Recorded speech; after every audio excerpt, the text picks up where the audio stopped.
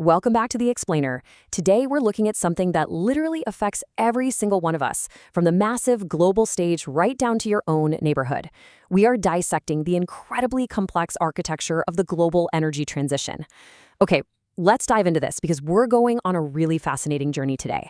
We're going to start all the way up at the macro level of international energy geopolitics and then zoom all the way down into the micro level, the actual, literal computational blueprints that local municipalities are using right now to plan our future. To truly understand where we're going, we first have to understand how drastically the landscape is shifted. If you think back to the old geopolitics of energy, especially around the 1970s, it was pretty much entirely defined by fear. It was all about fossil fuel scarcity, the dread of peak oil, and this intense competition over strategic choke points like the Strait of Hormuz. But contrast that with the modern paradigm. Today, we aren't necessarily fighting over a lack of fossil fuels. Actually, scratch that. We are living in an age of relative fossil fuel abundance. So, the new geopolitical paradigm is really about managing that abundance, figuring out how to constrain it while simultaneously accelerating the rapid deployment of low-carbon tech. It is a massive, absolutely crucial global pivot. So here's our blueprint for today's explainer.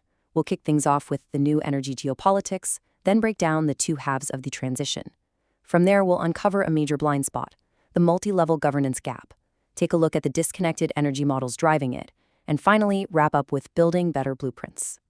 All right, starting with Section 1, the new energy geopolitics. We're looking at a global paradigm shift here. If we trace this chronologically, it's actually super eye-opening. Like we mentioned, the 1970s were defined by those famous oil shocks. But watch how the focus broadens over time. By 1992, at the Rio de Janeiro summit, the world starts to realize, hey, sustainable development isn't just a job for presidents and prime ministers. That summit really highlighted the critical role of local and subnational governance.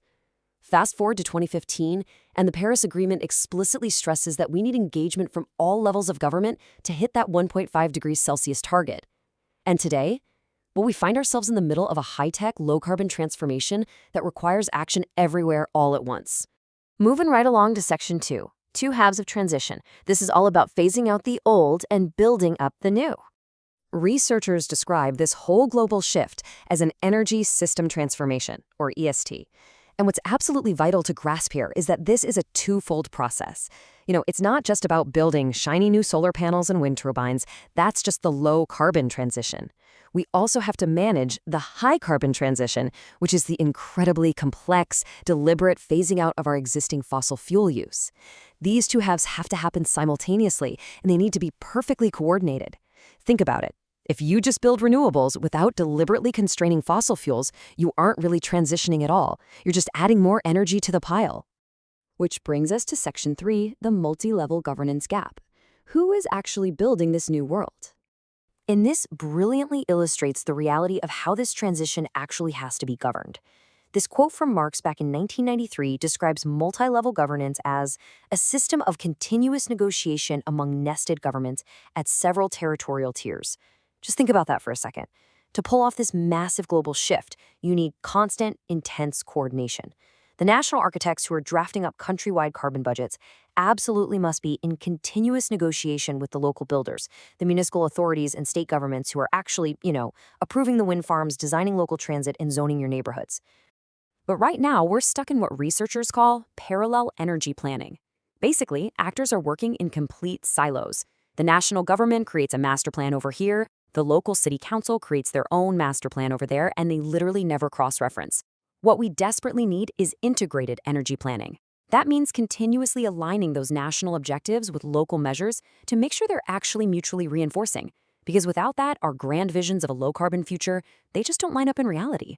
Now, did you know that out of a comprehensive review of 186 separate energy modeling studies designed to guide policy, almost none of them actually talk to each other across different scales of government? No way, right? It's genuinely shocking. 186 models. And these aren't just back-of-the-napkin sketches. These are the highly technical, quantitative tools that governments rely on to set legally binding emission targets. Now, what's really interesting about this map is the geographic spread of these local, state, and national models. It covers 40 different countries. Local models, state models, national models. It proves that the desire to plan is a truly global phenomenon. But despite this widespread effort, the core finding is staggering.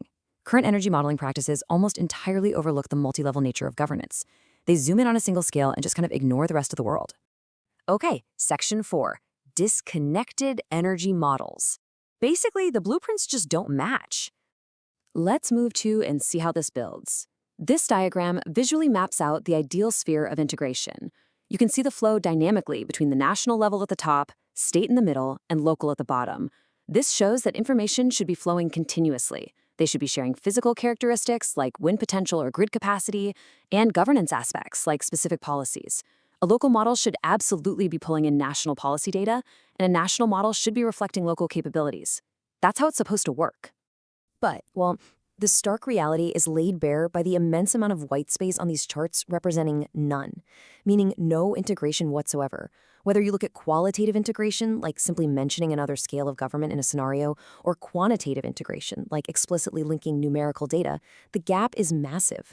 Researchers found that local studies rarely incorporate assumptions about national policies. They essentially fly blind. And conversely, national models are highly likely to completely disregard municipal actions. The blueprints literally do not match. So the crucial point is, this isn't just some abstract academic problem. It creates serious real-world dangers. Because these models are disconnected, we run a massive risk of inconsistent energy objectives. For example, local governments often just assume the carbon intensity of their electricity grid based on old data, completely missing new national regulations. Or, even worse, they end up accidentally competing for the exact same physical resources. Picture this. A local municipality models a future where they use all their local bioenergy for district heating. But at the exact same time, the national government's model relies on using that very same limited bioenergy for national power generation.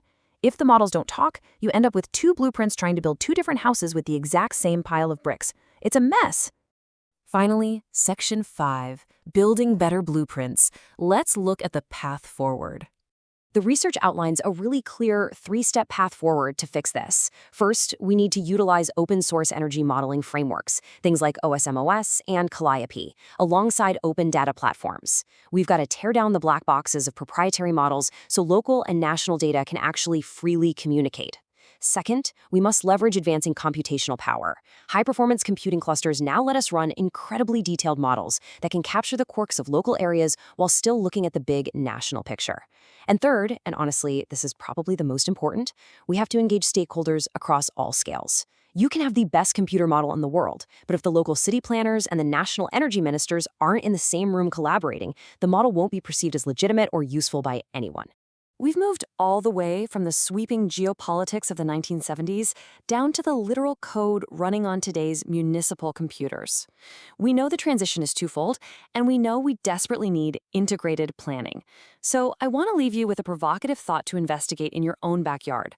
Does your local community's energy blueprint actually align with your country's national climate targets? Or are they operating in complete silos? Go dig into your local city council's energy plan and see for yourself. Keep learning, keep questioning, and I'll see you in the next explainer.